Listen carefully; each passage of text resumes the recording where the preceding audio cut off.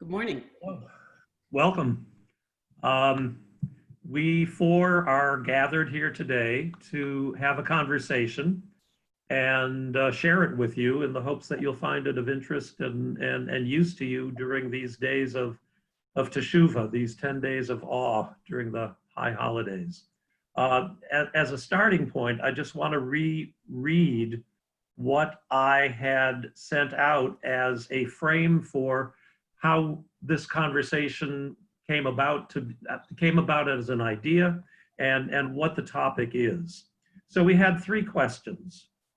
Number one, in this particular time, when in the context of the fearsome COVID-19 pandemic, with all of its attendant losses and uncertainties, we are unable to be together in person, and compounded by the upcoming presidential election with painfully polarized political points of view, how do we, the OZ community, meaningfully engage and participate in these days of awe? Two, how do we love, forgive, and turn toward ourselves and one another? Three, how do we listen deeply to our inner voices, the core source of our being, that part of us that is created in the image of God, however we understand that to mean, and also listen and relate to others who likewise come from the same source of all being? The floor is open. So I want to mention that I invited Harvey to take the lead on this, and I'm so thrilled that you have, Harvey. So I'm in the back seat here. You guys are in the front seat. I'll just chime in when you need me. It seems to me that the way we treat people during these days of awe should not be any different from the way we treat people generally. Maybe our consciousness might be heightened in a different kind of way, but our everything about our religious ethical training is such that we should be kind and honest and authentic and loving, even in the face of differences. And that managing differences in relationships is one of the most important skills that any of us can attain in our lifetimes. It's sometimes very difficult, but I think it's a very worthwhile endeavor.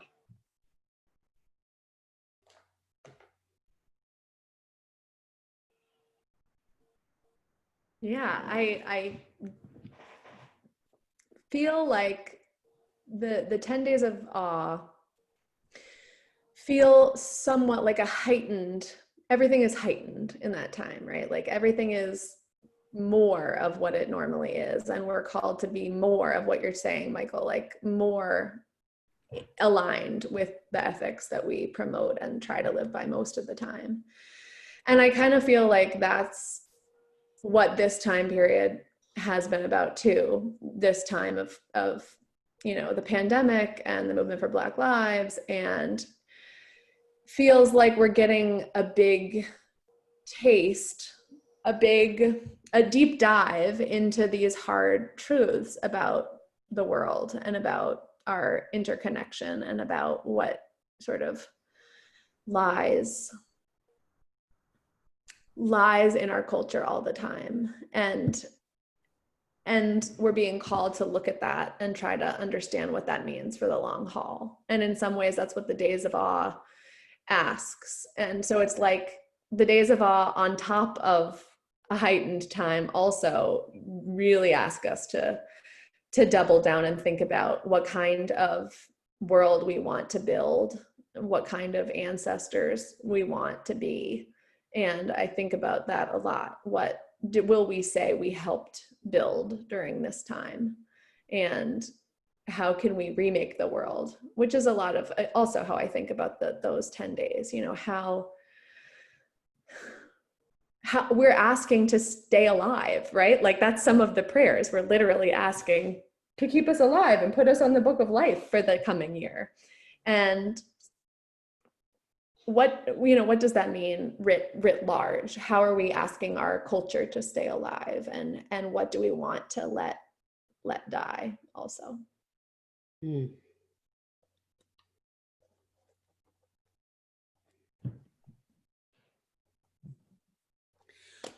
What do we do when we disagree in fundamental ways with people in our families, our communities, our social circles, but mostly our community, when the questions that you've just raised, what do we let die? What do we want to keep alive? Result in such very, very different answers between individuals in the conversation. And life and death, like that's so weighty. And so here we are in a situation with people we care about, people who are part of us as part of our community, have a different view in so many ways from ourselves about the question of what do we let die and what do we keep alive. How do we manage that?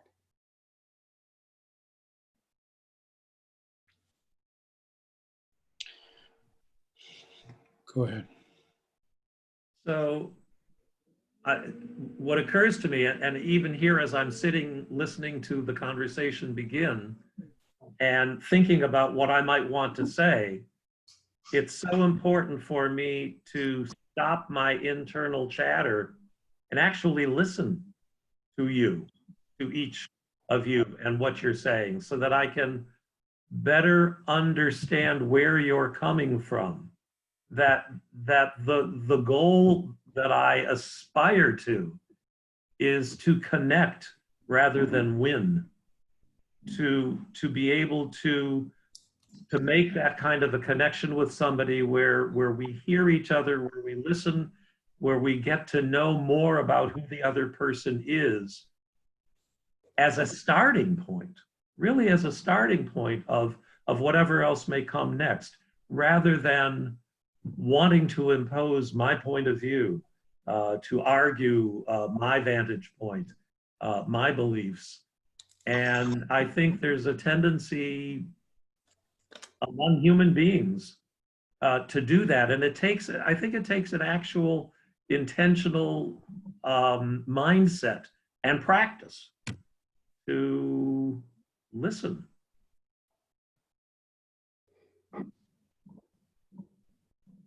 I think it's very very important that we allow ourselves to have our passion, but that we do not diminish the other person and the value of the other person in the process. I don't think that we should restrain ourselves in what we feel strongly about, but I think we have to be very mindful of the way we communicate what we feel strongly about. And How do we do that? well, we do it, I think, with utmost respect and with and reverence for who the other person is, for the core of who they are, and we act in a way that mirrors our own values. It's very indulgent to put someone else down, to express our rage at other people. We have to hold the difference. And at the same time, we have to fight very strongly. I'm using the word fight because in fact, we are in a fight in many ways. We have to fight strongly for the things that we believe in, but we have to do it in a context of respect and even love for the other person. And I think that's possible to do.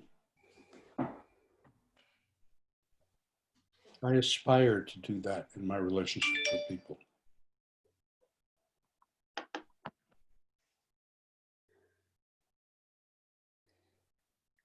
Is there ever a point where there's a barrier that we just can't cross because we see the views of another to be so antithetical to our values and antithetical to our lives in some cases, that it may feel dangerous to us? I mean, I hear that from people these days. And so is there a point where the listening stops? or not? Well, I think there certainly is a point, and in a way, our conversation hopefully will address how do we determine what that point is. There are, if I'm walking down a street in a city I don't know and I'm being confronted by somebody and I feel in danger, I'm not going to have a conversation with them. I'm going to do something to take care of myself. That's an extreme example, but not the most extreme.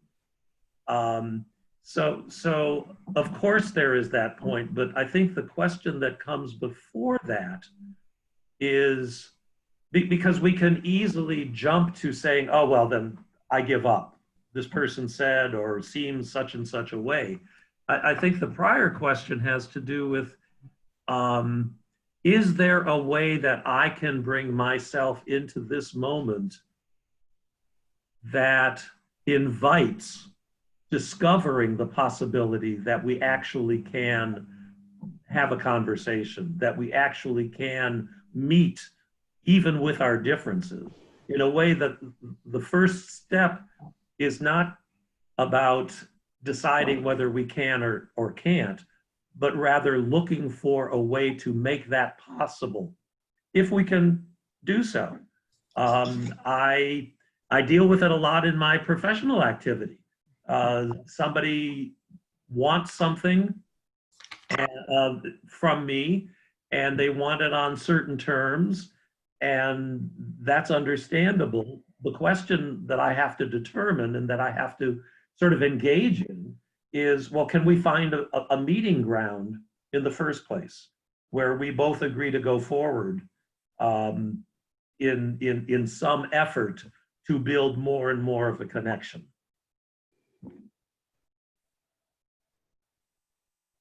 I think there's also, I don't know what the Hebrew words are. You can help me out, Rabbi, but the loving kindness and the boundary, the container and the love within it.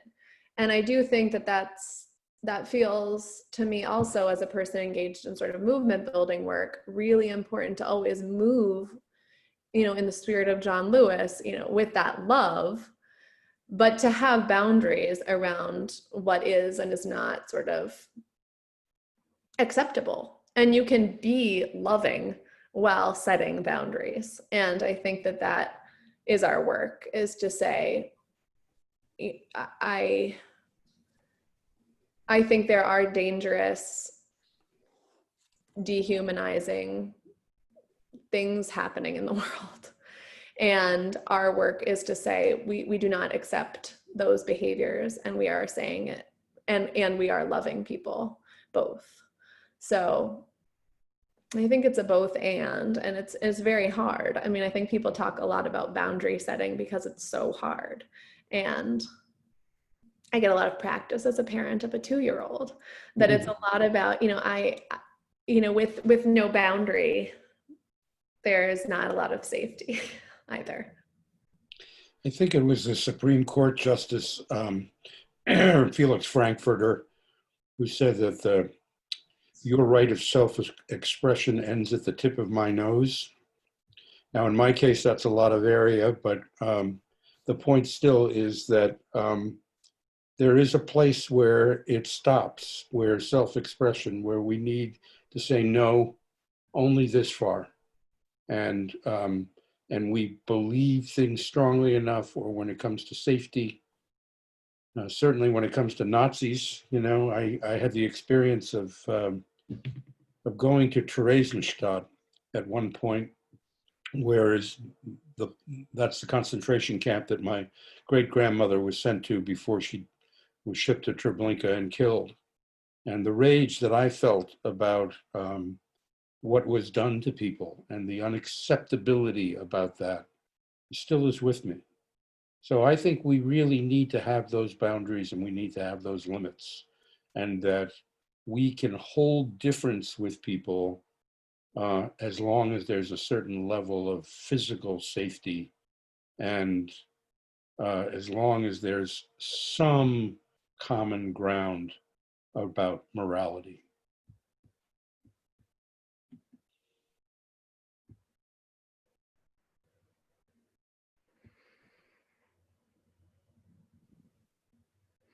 I think about the phrase of teshuvah as like a return, right? A turning back, remembering. All those things come up, and it does make me think about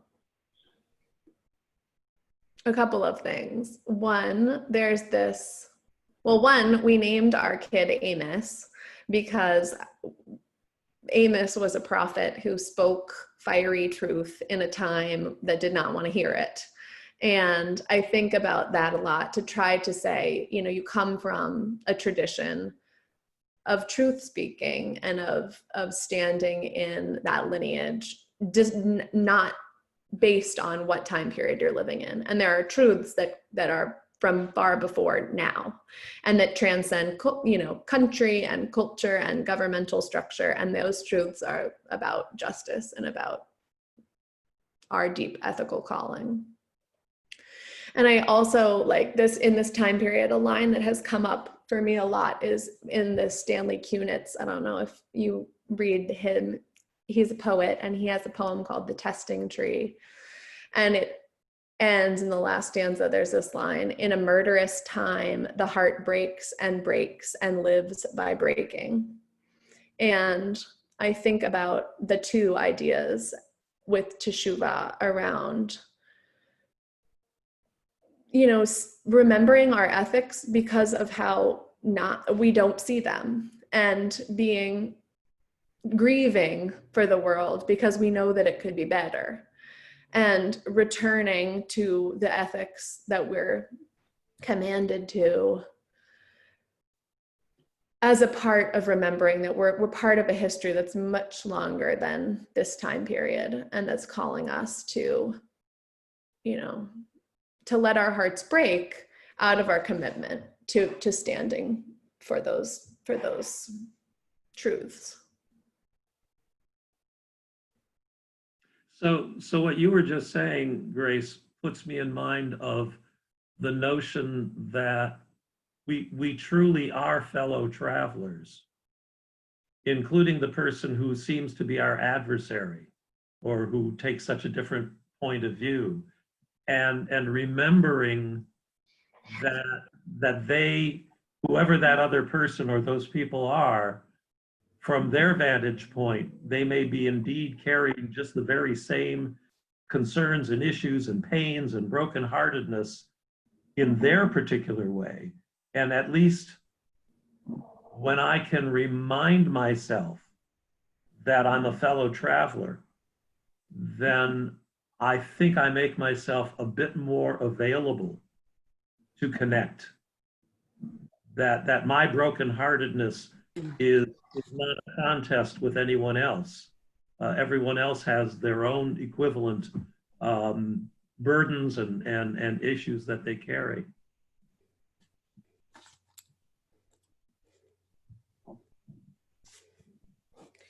So does that involve trying to explore with people with whom we have opposite views on issues that we are passionate about, to try to find out what inside their own souls and hearts and minds drives their viewpoint?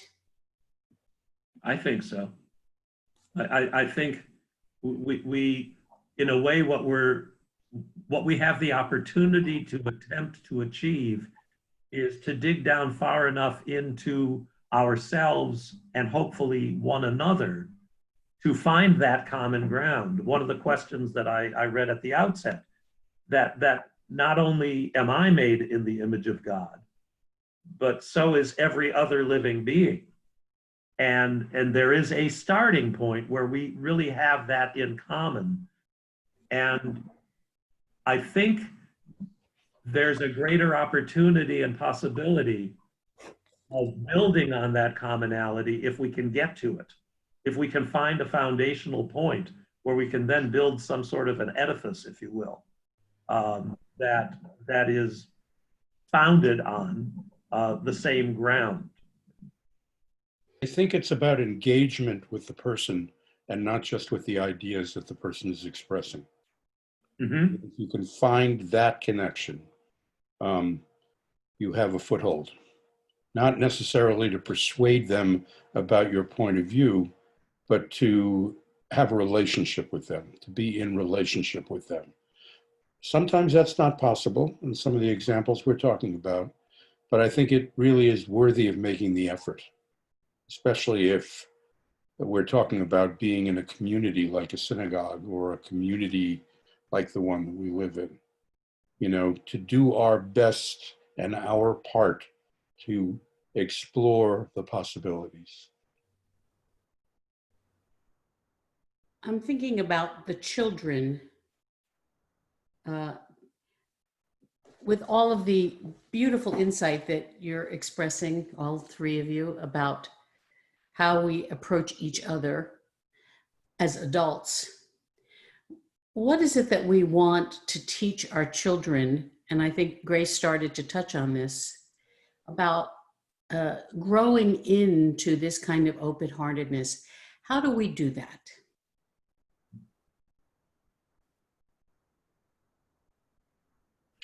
By modeling, Hmm. that's one way.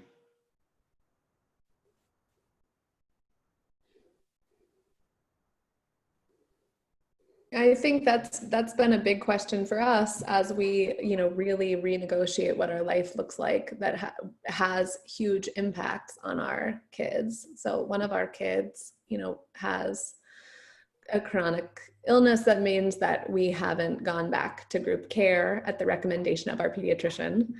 And that has meant a huge shift in our family life. So that has been like exactly what it feels aligned to me from what you're asking, which is like, how do you show small children, and particularly how to handle very challenging situations, and how do you talk about it with them? Okay. And I think one of the tensions for me, it's been a big learning, is, on the one hand, I have this huge desire to stay really positive and to try to be, look on the bright side and talk about the bright side and stand in this place of positivity. But I think initially I was doing that without letting there be space for our kids to just be sad and be honest with them about what was happening, and that I saw that it was hard and they missed their teachers and their friends, and let them be sad. Mm-hmm. And behavior was getting really, really, really hard at home. Mm. And finally, a friend said to me, I said something like, I don't want to cause a trauma to my kids or something like that. And she said, it's only traumatic if they don't have adults who can process it with them. And just sad otherwise. And sadness is okay. And it was really helpful to me to then come back to our kids. And even at 4, and more the 4-year-old than the 2-year-old, but to say, let's talk about what's really happening. This is why we're making these choices. We want you to understand that. And you can be upset with us. You can be sad. We get that. And that's a valid response to what's happening. We're all so sad. And it made it a lot easier to be able to hold both things. And this is sort of where I come to with the grief and love thing, is like, grieving Full Circle and not being there is a lot about our love for Full Circle, and talking about how much we love that place and how much that community means to us. And I think in the world in general, that's an okay stance to take. It's a painful one sometimes, to really, really love the world and to grieve for its brokenness. But I think letting ourselves and our children know that both of those things are okay is the work. It's just very hard. It's very hard because it's very hard personally to do it, and to not get totally overwhelmed. I think my fear is, like, if I start letting the sadness part happen, will it ever stop? Will they ever be okay? And if I acknowledge how hard it is, will my kids just cry and cry and cry and cry, But that didn't happen. And so I think it is showing me, and I'm saying this for myself, like, that it's okay to let the grief happen, and that it will pass. And that, like you were saying, Harvey, about hearing each other, and Michael, just that maybe the first step of just letting each other be heard in their grief or their anger will actually, like, that's the most of what they want. And then, like, maybe the attachment to the particular strategy is less important than just being able to express their feeling. So I don't know. I think it's important for us to acknowledge that in this time of COVID, we're all experiencing grief. We're experiencing collective grief and collective trauma in addition to our own individual feelings. And that is coloring everything, whether it has to do, in my case, with grandparenting, as well as parenting, with my professional life, you know, and the profound changes that we're all going through in terms of our own experiences. We're grieving every day. And this heightened political crisis that we're in with an election on the horizon is also, you know, this is a high intensity time. And it's just really important for us to manage that intensity as best as we can and to have compassion for ourselves. You know, I listen to you, Grace, as a parent struggling with these kinds of things. And I feel a lot of compassion because I know how hard being a parent is in the best of times. And this is a tough time. It sounds like you're doing a great job. Thanks, Michael.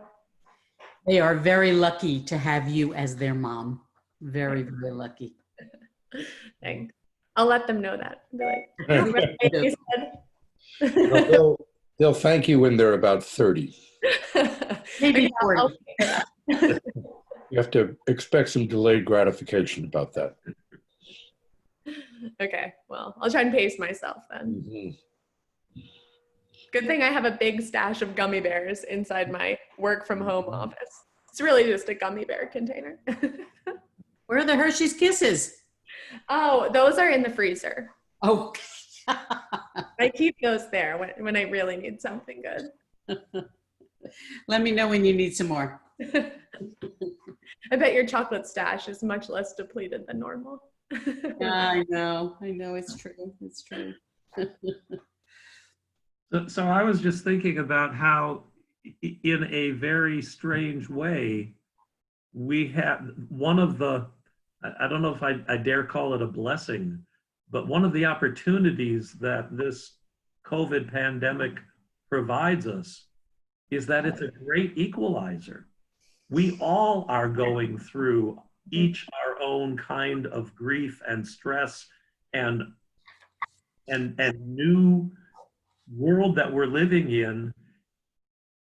It certainly provides an opportunity to acknowledge and connect about how difficult this time is. And if we can, I guess if we can connect at the emotional level, at the spiritual level of how hard it is, then maybe we don't have to get so lost in the weeds of particular points of view that we have about what's wrong with the world, because we're living in a world that is just turned upside down right now. And everywhere. Everything. You're saying that our disorientation can be an advantage? It certainly provides an opportunity for recognition that we're in it together, that we Yes. are fellow travelers. Yes. You know, I've thought about, from time to time, I thought about, what would it take to get humanity to relate positively with itself? It would take an invasion from Mars or whatever, external place, because that's when we can join together against the so-called common enemy, which in this case is not an enemy. It's just the way the world is right now. There's a new virus on board, and we all have to find, we don't have to find, but one would hope that we would find a way to join together to deal with it. Well, unfortunately, human nature is such that it doesn't seem to be working that way. We now have, we have some of the things that divide us have just taken new forms. So I think that you're right. And, the world that I would want to live in, that would be the case. But I think, again, because people seem to look through so many different lenses. We have to be able to find a way to at least look through the lens of the person that we're talking to. And because it's going to be different, you know, the controversy around masks, or just as one example, there are just so many different ways. I agree with you. I mean, just when you think about the physical dislocation that all four of us, I think, have experienced, we're probably all four in our homes right now, instead of in our offices where we might be at this time of day. That's, you know, just one example of how disorienting this whole time has been. And yet I think what we need to do is we need to be able to find the human connections with each other at a time of disorientation, and that managing our differences while we are disoriented and while we are attempting to engage in these new and different ways is as crucial or more crucial than it's ever been. Mm-hmm. So as you were talking, Michael, I was thinking about sitting Shiva and the various, what I remember learning about what Shiva was supposed to be. Now, this is a long time ago. From an Orthodox training point of view, as a child, I was taught the way it should be done, and as I think about it today, I have fewer shoulds, but I have a greater appreciation for the notion that a very appropriate way to make a condolence call is to sit quietly. Just be there with the other person who are in mourning, not to need to fix it, because there is no way to fix it. And I think the wisdom of our forebears includes that recognition that don't just do something, sit there. I think that's a really beautiful insight. Sometimes the silence is so much more important than the words. And in that silence, we express our care, our concern, our love, our open-heartedness without having to be anything else. We can just be. Right. And Grace, I would say that as you were talking about how you are learning to parent your children, I hear an equivalent of making room for whatever your child is feeling, rather than feeling that you have to distract them and remind them all the good things that are going on, that it really is okay and important to be there for whatever it is that is going on with them at this time, rather than, as I say, trying to tell them how they're supposed to be right now. Mm-hmm. Yeah. And that, coupled with this idea of the silence, I think, you know, reminds me of growing up Quaker, and how so much of the practice of Quaker meeting is about quieting as much as you can. And it's not only to get in touch with what's inside you, but personally, but this idea that the small, still voice of God is in you. And that's what you're hoping to hear. And most of the time in a good meeting, it's quiet, you know, because, and then there's some sharing. But I think about that too in our practices, like the 10 days are maybe like this period of quiet where we get to not, you know, to abstain from normal things of life, to try to cultivate a period of quiet, to hear that voice. And like, if we make space to hear each other, as has come up so much from all of you in this conversation, what would making space to hear God, you know, look like? And is that what these 10 days are about, maybe in this time? Beautiful. The shofar is supposed to call us to that. That if we can still the voice inside our head and hear the shofar call, we can be still, and then we can experience God's presence. So I'm thinking about the Unatana Tokef as you're talking, the prayer that really is about the intersection between life and death and all of our fears. And how do we make the most out of our life and infuse our lives with meaning? And we start with the call of the shofar and the quiet that calls us to. That's beautiful, Grace. Thanks for connecting it to that prayer.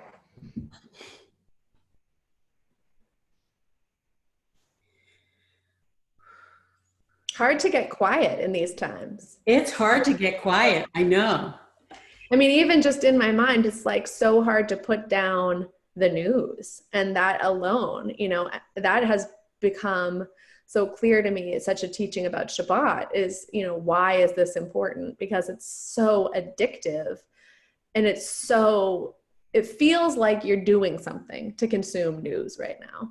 And you're really not. And you're just churning and churning and churning. And so, you know, if we all did take that Shabbat regularly or this extended Shabbat, you know, how might that change our experience of life too? Right, right. To have that quiet, that separation, all that chatter in the head can be set aside. Yeah. Yeah, it's a beautiful insight because I am sometimes frustrated when people say, individuals say, "Oh, I'm not. I don't read the paper. I'm not watching the news. I can't stand it." And I find that frustrating because I feel like we need to be informed, but it's become an addiction, an obsession, especially in our isolation for so many that there's some wisdom in those who shut it off. There's, you know, go ahead. Yeah. Yeah.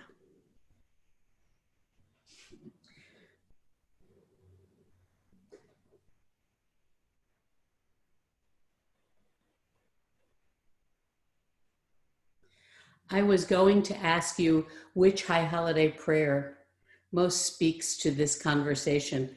And I then made the mistake of throwing out which one was coming up for me. That one, I agree. But let me just pose the question, if there's another experience or prayer of the High Holy Days that comes up for you in this moment.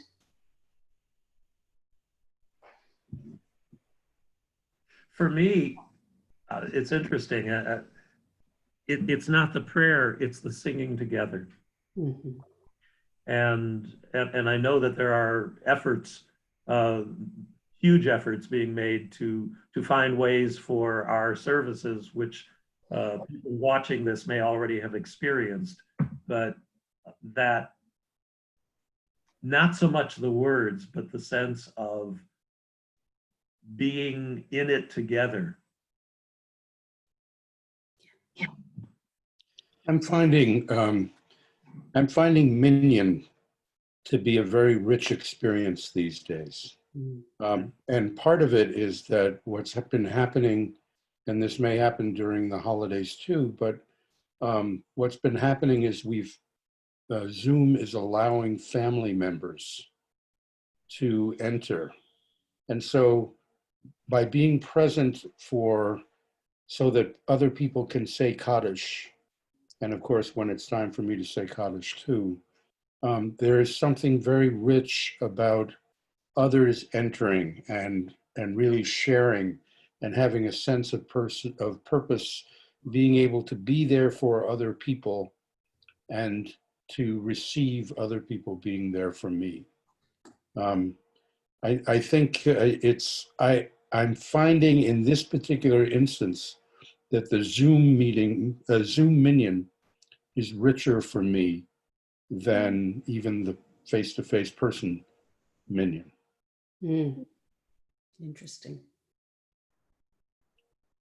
To piggyback on that, Michael, in recent years, I think I've come to realize that whereas when I was younger, I thought saying Kaddish Minyan was for the person in mourning or commemorating a yahrzeit.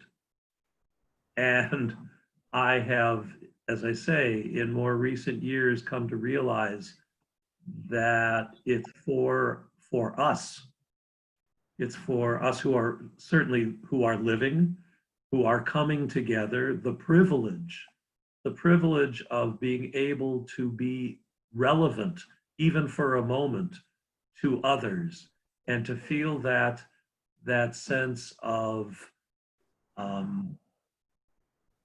not aloneness, of being accompanied is just so important. And as I say, for me, having said Kaddish at an early age, it took a long time for me to turn that around. Speaking of turning, Yeah, I really resonate with what you're saying. Yeah, I feel very privileged during my Minyan night to be a witness, to support, and I'm touched. What is, and I found this in my work too. I was afraid that with virtual connections with people, I would not be able to make the emotional connections that I do face to face. But surprisingly, I feel very connected. Right now, I feel connected with each of you because of the depth of the conversation that we're having. I always feel connected with each of you for one context or another when we interact with each other. But I think it's been a wonderful thing, and to be in community with each other. I receive as much as I give. That really warms my heart, along with all of your faces and the beauty of your souls that you're sharing today. And maybe that's a good place for us to end. Does that feel like that? I think so. Thank you all for this conversation. It's Thank you. touched me, and I'm very Too. pleased to be a part of it. Thank Very you. glad to have you, and I realized early on that I forgot to introduce you, which I wish I had done. Maybe it's too late, maybe it's not, but I just Go wanted for to. it. Michael Shaw, thank you for joining in the conversation, and Grace Odell, likewise. It's really nice to see you. I miss you all, and I feel as though I've gotten some nourishment of connecting this hour. So thank you. Thank you. Harvey Klein, thank you. You forgot to introduce yourself. That's important. Thank you. Thank you. Good to see you all. Stay for a moment, please. Bye-bye. Wait. Bye. Yep.